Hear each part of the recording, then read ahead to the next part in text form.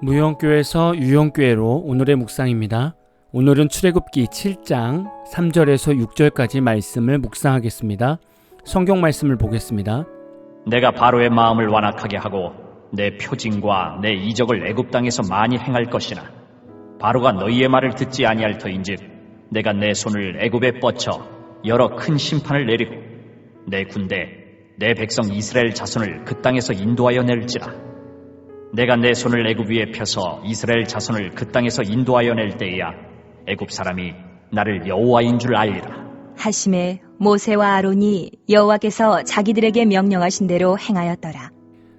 오늘 말씀을 보면 이제 하나님의 심판이 애굽에 곧 내릴 것임을 알 수 있습니다. 그런데 하나님께서는 희한한 방법을 사용하실 것입니다.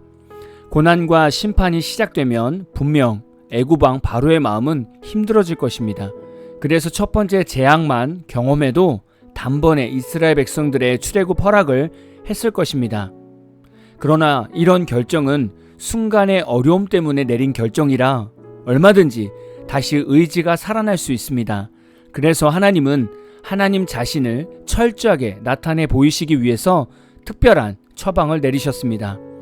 그것은 바로의 마음을 완악하게 하는 것입니다.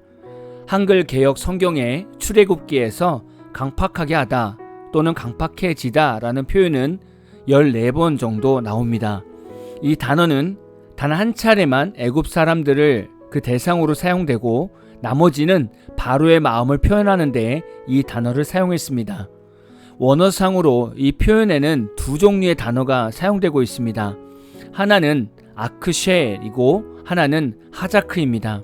아크쉐는 단 2번을 사용하였고 하자크는 모두 12번을 사용했습니다. 본문에서 나온 아크쉐의 원형 카샤는 보통 여호와에 대한 완악한 백성 이스라엘의 태도와 관련하여 목이 곧은 이란 뜻으로 자주 사용하였습니다.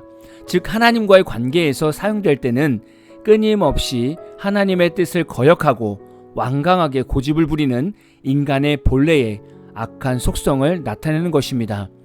이런 의미에서 오늘 본문을 다시 보면 이렇게 해석할 수 있는 것이죠.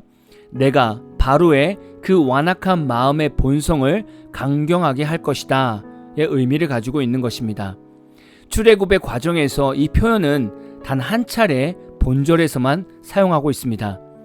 하나님은 바로 왕의 마음을 완악하게 만들어서 몇 가지 재앙으로 마음이 바뀌어서 이스라엘의 출애굽을 허락하지 못하게 만드시는 겁니다. 이렇게 하시는 이유는 여러 심판을 통해서 비로소 애굽 사람이 하나님을 여호와인 줄 알게 하려고 하신 것이죠. 우리 입장에서 생각해보면 얼른 문제가 풀리고 다른 사람들도 당신이 참 그리스도인입니다 라고 인정하는 날이 빨리 오기를 바라지 않습니까? 그런데 하나님의 방법은 그렇지 않습니다. 하나님께서는 많은 심판과 이적을 행함으로써 애굽 사람들이 상상하지도 못할 일들을 경험하게 하시고 그 안에서 인간의 무능함과 자신들이 의지하던 가치관과 우상의 무능함을 보게 하시는 것입니다. 크리스찬들은 세상에서 불신자들 사이에서 어렵고 힘든 일이 생깁니다.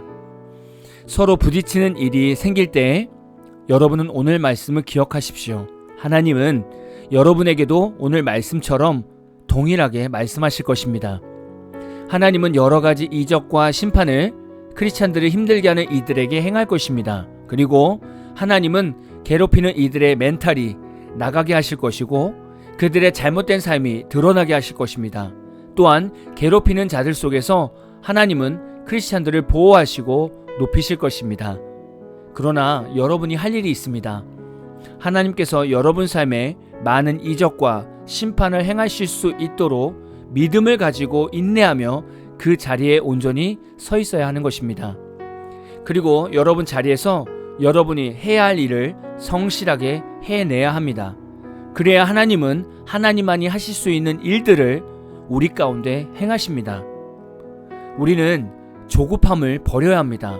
당장 고통에서 출애굽하고 싶고 괴로움에서 출애굽하고 싶지만 하나님의 심판이 끝나기 전에는 우리의 삶에는 여전히 괴로움과 고통이 있을 수 있습니다. 출애굽 과정이 쉬운 일은 아닙니다.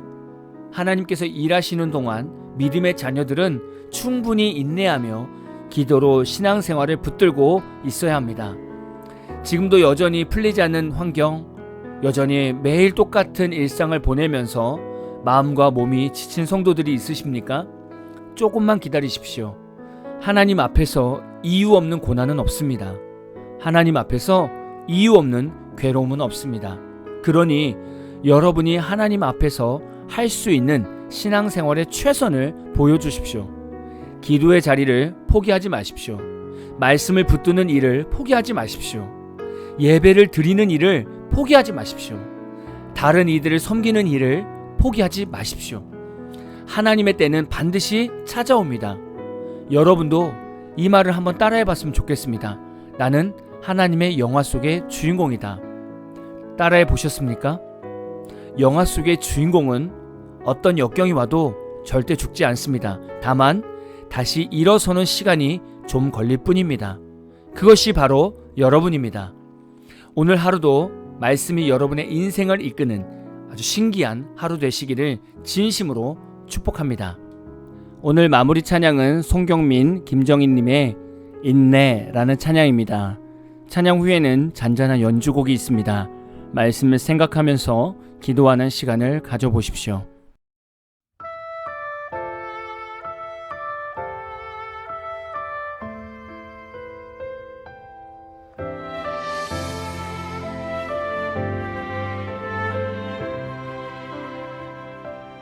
고난은 인내를, 인내는 연단은 소망을 이루네. 때로는 삶 속에 고난의 밤이 와도 소망의 아침은 오리라. 눈물로 뿌려진 기도의 씨앗은 기쁨의 열매를 맺으리.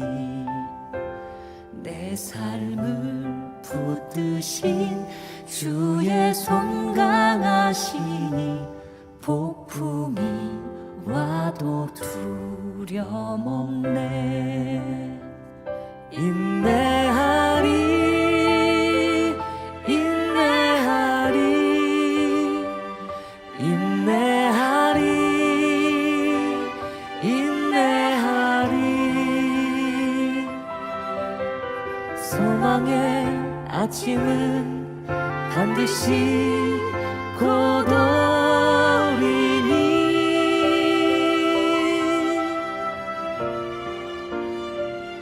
인내하리, 인내하리, 믿음으로 인내하리.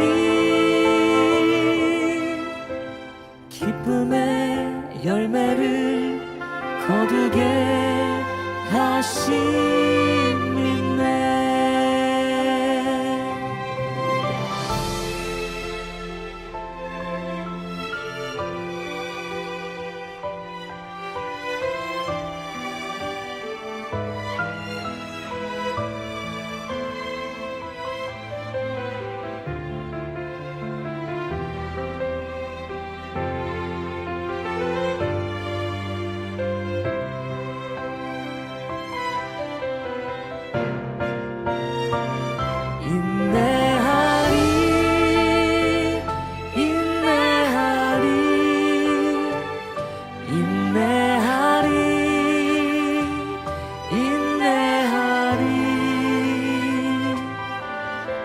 소망의 아침은 반드시 곧 오리니.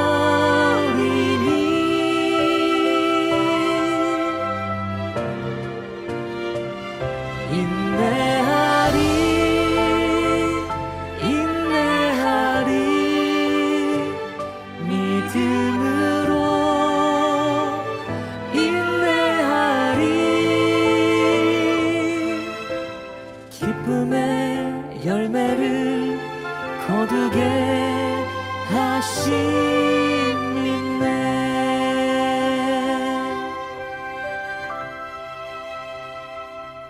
고난은 인내를, 인내는 연단을, 연단은 소망을 이루네.